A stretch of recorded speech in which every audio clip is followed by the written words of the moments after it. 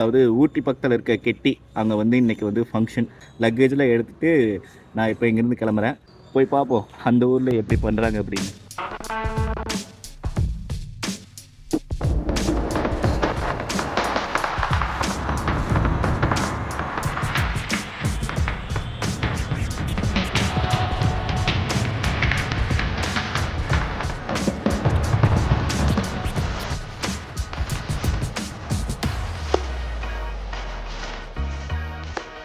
முன்னருக்கு ஒரு 10 கிலோமீட்டர் தான் இருக்குது. ஆனால் இந்த இடம் வந்து பார்த்திங்கன்னா செம்மையாக இருக்குது. கீழேயே வந்து பார்த்திங்கன்னா நம்ம அந்த நாய்ஸ் பொல்யூஷனோட இருந்து பழகிட்டு இந்த மாதிரி ஒரு சூப்பரான இடத்துக்கு அப்பப்போ வந்துட்டு போனால் இன்னும் கொஞ்சம் சூப்பராக இருக்கும். இன்னும் குளிர் கொஞ்சம் கொஞ்சமாக வந்து ஜாஸ்தி ஆரம்பிக்குது. காது கொஞ்சம் அடுத்த மாதிரி இப்போ தான் ஃபீல் ஆகுது. இன்னும் மேலே போயிட்டு எப்படி இருக்குன்னு பார்ப்போம்.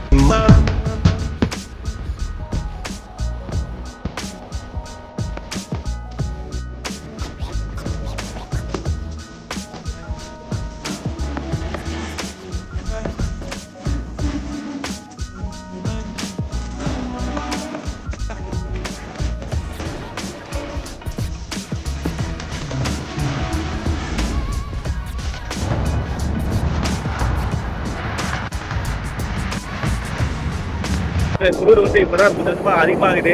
அந்த ஃபீல் வந்து நல்லாவே தெரியுது. அது மட்டும் இல்லாமல் இங்கே அந்த யூக்லிட்டஸ் மரத்தோட ஸ்மெல் வந்து பார்த்திங்கன்னா செம்மையாக இருக்குது. அதுக்கப்புறம் தேயிலோட ஸ்மெல் வந்து பார்த்திங்கன்னா மனசு செம்மையாக இருக்குது. நான் இப்போ வந்து இளநல்லி அதை தாண்டி போய்கிட்டு இருக்கேன். அவ்வளோதான் மக்களை, வீட்டுக்கு வந்தாச்சு. வீட்டுக்கு வந்து டிஃபன் வந்து சாப்பிட்டாச்சு. இப்போ நேரம் வந்து நாங்கள் சர்ச்சுக்கு போகிறோம். Once upon a time, ஒரு ஊர்ல பாடல் அப்புறம் கொஞ்சம் மாறல். இது வந்து பார்த்தீங்கன்னா கெட்டி. அங்கே தான் வந்து இந்த சர்ச்சில் வந்து இன்றைக்கி ஃபங்க்ஷன் போயிட்டுருக்கு. இடம்லாம் வந்து பார்த்திங்கன்னா சூப்பராக இருக்குது. வெயில் அந்த அளவுக்கு பெருசாக தெரியல. வெயில் தெரிஞ்சாலும் இங்கே வந்து பார்த்தீங்கன்னா அந்த அளவுக்கு வெயில் தெரியாது. டேய், என்னடா டயலாக் இது? எவன் எழுதி கொடுத்தானே அது இப்படி பேசிட்டு போகிறான்? மத்தியானம் லஞ்சுக்கு சாப்பாடு ரெடி ஆயிடுச்சு. அந்த ஸ்வீட் ஒன்று வச்சாங்க, கேசரியா என்னமோ, அது க்ரீனிஷாகவும் அந்த நட்ஸ்லாம் போட்டு டேஸ்ட்டே வேறு லெவலாக இருந்துச்சு. நான் இது வரைக்கும் இந்த மாதிரி சாப்பிட்டதே இல்லை. அந்தளவுக்கு டிஃப்ரெண்ட்டாக இருந்துச்சு. இருந்தாலும் எனக்கு அந்த நெய் சாப்பாடு பிரியாணி வந்து சுத்தமாகவே எனக்கு பிடிக்காது. அது போட்டாலும் சாப்பிடவே மாட்டேன். ஆனால் அன்றைக்கி வந்து பார்த்திங்கன்னா நிறையா வாங்கி சாப்பிட்டேன். அதுக்கு மெயின் ரீசன் என்னென்னா இந்த சிக்கன் கிரேவி தான். அட்டகாசமாக இருந்துச்சுங்க. அதுவும் டேஸ்ட் வைஸில் நல்லா காரசாரமாக அப்படியே அந்த குளிருக்கு அந்த காரசாரத்தோடு சாப்பிடும்போது டேஸ்ட்டு வந்து பார்த்திங்கன்னா வேறு லெவலு. நான் நிறையா வாங்கி சாப்பிட்டேன். அதே மாதிரி அந்த சிக்கன் சில்லியா சிக்கன் மஞ்சூரியா என்னன்னு தெரியல, அதோட டேஸ்ட் வந்து பார்த்திங்கன்னா வேறு லெவல். அந்த ஜூஸியாகவும் நல்லா கொஞ்சம் ஸ்வீட்டாகவும் காரமாகவும் நல்லா இருந்துச்சு. இந்த ஃபங்க்ஷனில் தான் அந்த நெய் சோறு, அந்த பிரியாணி, அந்த சிக்கன் கிரேவி, அந்த சிக்கன் சில்லியா அதுவும் சேர்த்து சாப்பிடும்போது டேஸ்ட் வந்து செமையாக இருந்துச்சு. என்னை அறியாமல் நான் நிறையா வாங்கி சாப்பிட்டேன்னே பார்த்துங்களேன். சரி, ஓகே, இருந்தாலும் வந்து சமைச்சவங்களை நம்ம பார்க்கணும் அப்படின்னு சொல்லிட்டு அவரை தேடி போனேன். ஆனால் அவர் வந்து இங்கே ஊட்டிக்கு வந்து ஏதோ பொருள் வாங்குறதுக்காக போயிட்டாராம். கிட்டத்தட்ட சாயங்காலம் வரைக்கும் நான் வெயிட் பண்ணி பார்த்தோம். இருந்தாலும் ஆள் வரல. அவரோட கான்டாக்ட் டீட்டெயிலாம் வந்து கீழே மென்ஷன் பண்ணுறேன். ஃபங்க்ஷனுக்கு இந்த மாதிரி சமைக்கணும் அப்படின்னா கண்டிப்பாக இவரை கூப்பிடுங்க. உங்களோட ஃபங்க்ஷன் சிறப்பாக இருக்கும். அதாவது வந்தவங்க வயிறார சாப்பிட்டு வாழ்த்திட்டு போவாங்க. அதுக்கு நான் கேரண்டி. அவ்வளோதான் மக்களே, ஒரு வழியாக வந்து ஃபங்க்ஷன் வந்து சிறப்பாக முடிஞ்சிருச்சு. இந்த பிளேஸை பாருங்களேன், அப்படியே வந்து ஏதோ ஒரு ஹாலிவுட் படத்தில் வர மாதிரி ஒரு சூப்பரான காட்சி இருக்கும் பார்த்தீங்களா? அந்த மாதிரி மிஸ்ட்டும் அந்த மலையும் சேர்ந்து பார்க்கும்போது அந்த அளவுக்கு செம்மையாக இருக்குது. அதுவும் வந்து அந்த சன்னு வரும் பாருங்க, சன்னு மறையிற இடத்துல அது பார்க்கும்போது அங்கே ஒரு பெரிய கோட்டை இருக்கிற மாதிரி, இந்த ஹாலிவுட் படத்தில் இந்த பெரிய கோட்டை இருக்கும் பார்த்தீங்களா, அங்கே அப்படி இருக்கிற மாதிரி இருக்குது. லைட்டெல்லாம் பார்க்கும்போது இந்த மின்மணி பூச்சிலாம் கூட்டாக போய் ஒரு இடத்துல உட்காரும் பார்த்தீங்களா, உட்காந்தா எப்படி இருக்குமோ அப்படி இருக்குது. அங்கேயும் ஒன்று இங்கே ஒன்றுன்னு சொல்லிட்டு பார்க்கவே சூப்பராக இருக்குல்ல. எல்லாருக்கும் ஒரு ஹாப்பி மார்னிங். மாட்டுப்பால் குடிச்சிட்ருக்கேன். இன்றைக்கி வந்து டே 2, காலையில் 10 மணி ஆச்சு. அந்த ஒரு கிளைமேட்டுக்கு செம ஜில்லுன்னு இருக்க தண்ணியில் குளிச்சுட்டு வந்துட்டேன். உடம்பு அந்தளவுக்கு ஃப்ரெஷ்ஷாக இருந்ததுங்க. அவங்க சொன்னாங்க, எங்க சுடு தண்ணியில் குளிச்சிருக்கலாம்ல அப்படின்னாங்க. இருந்தாலும் எனக்கு பச்சை தண்ணியில் குளிச்சே பழகிடுச்சுங்க, அதனால தான் வந்து சுடு தண்ணியில் குளிக்கல அப்படின்னேன். அப்புறம் என்ன, மார்னிங் டிஃபன் சாப்பிட்டு அங்கேருந்து ஃபோட்டோ ஷூட் எடுக்கிறதுக்கு சில பிளேஸ்லாம் சொன்னாங்க. அங்கே போயிட்டு ஷூட் பண்ண ஆரம்பிச்சிட்டோம். வீட்டு பக்கத்துலேயே இப்படி ஒரு பிளேஸு சூப்பராக இருந்துச்சு. அதுவும் அந்த ட்ரீயும் அதுக்கப்புறம் தேயிலை தோட்டத்தையும் சரி ஓகே இங்கே வச்சு சில ஃபோட்டோஸ்லாம் எடுத்துலாம் அப்படின்னு சொல்லிட்டு பிளான் பண்ணி எடுக்க ஆரம்பிச்சிட்டேன்.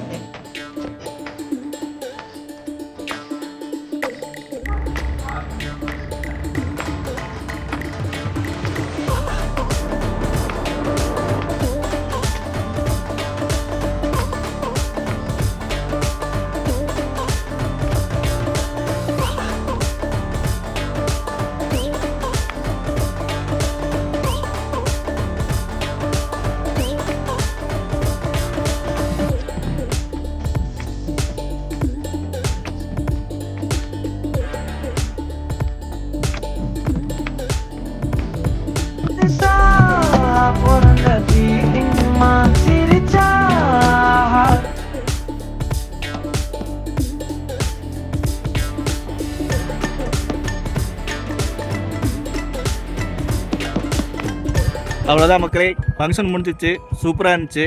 இப்போ வந்து நான் கிளம்பிட்டேன். பின்னாடி கிளைமேட் பாருங்களேன் எப்படி இருக்குன்னு, வேறு லெவலில் இருக்குல்ல. மணி இப்போ வந்து 7.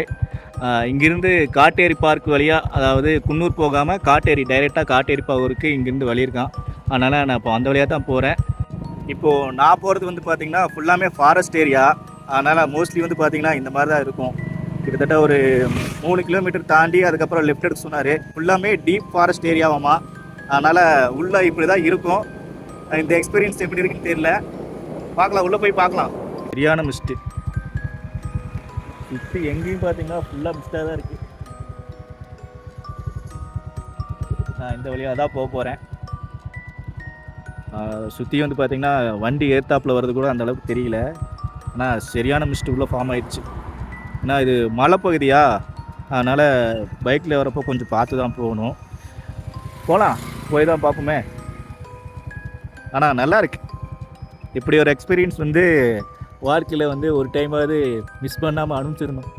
பாருங்கள், எவ்வளோதான் வந்து லைட் அடித்தாலும் அந்தளவுக்கு ஒன்றுமே தெரியல. ஃபுல்லாக சரியான மிஸ்ட்டு. ஏத்தாப்பில் ரோடு இருக்கிறதே தெரிய மாட்டேங்குது.